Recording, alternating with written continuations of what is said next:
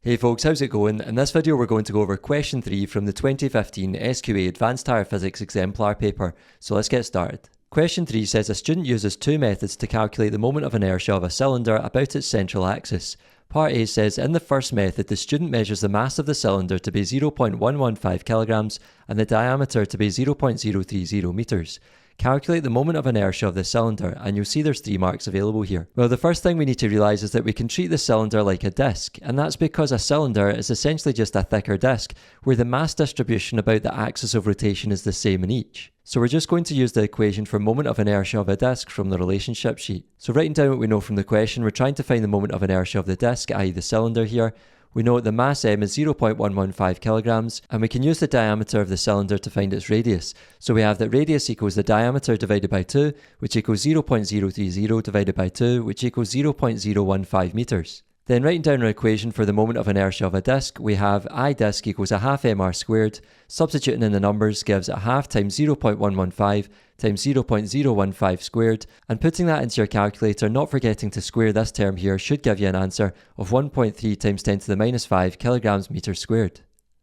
Part B says in a second method the student allows the cylinder to roll down a slope and measures the final speed at the bottom of the slope to be 1.6 meters per second. The slope has a height of 0.25 meters as shown in figure 3. So there's the slope with a height of 0.25 meters and the cylinder rolling down the slope. And it says using the conservation of energy, calculate the moment of inertia of the cylinder, and you'll see there's 5 marks available here. Well, we can say by conservation of energy that the gravitational potential energy of the cylinder at the top of the slope will be changed into kinetic energy as the cylinder rolls down the slope. So we could say that the gravitational potential energy lost will be equal to the kinetic energy gained. So we can then insert the equations here, so we have that EP equals mgh for the gravitational potential energy, and then for kinetic energy gains, notice how we've got 2 types of kinetic energy here. We've got the linear or translational kinetic energy plus the rotational kinetic energy, so that's a half mv squared plus a half I omega squared. We can then substitute in our numbers, so we have 0.115 times 9.8 times 0.25, where we're just using 9.8 as the gravitational field strength on Earth, and that's equal to a half times 0.115 times 1.6 squared.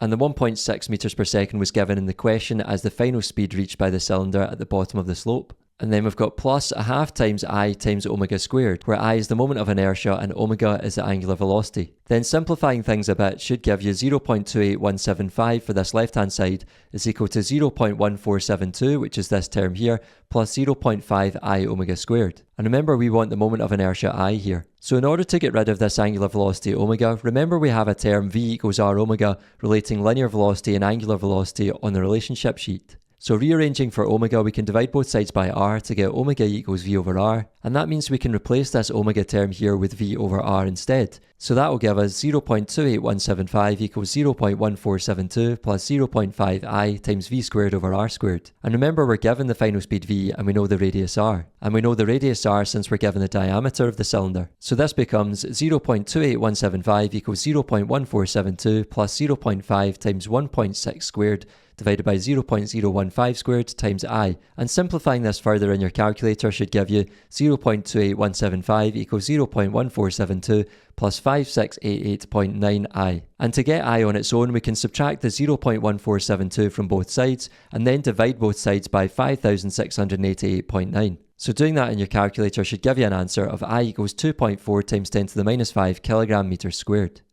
Lastly, part C says to explain why the moment of inertia found in part B is greater than in part A, and you'll see there's 1 mark available for this. Well, we can simply say that the calculation in part B assumes that no energy is lost, because remember we used the conservation of energy, where we said that all of the gravitational potential energy will be converted into kinetic energy, but in reality this wouldn't be the case. That's all for this video folks, thanks for watching. If you made it to the end, I really appreciate it. Make sure to give the video a like, subscribe to the channel, and I'll see you in the next one. Take care.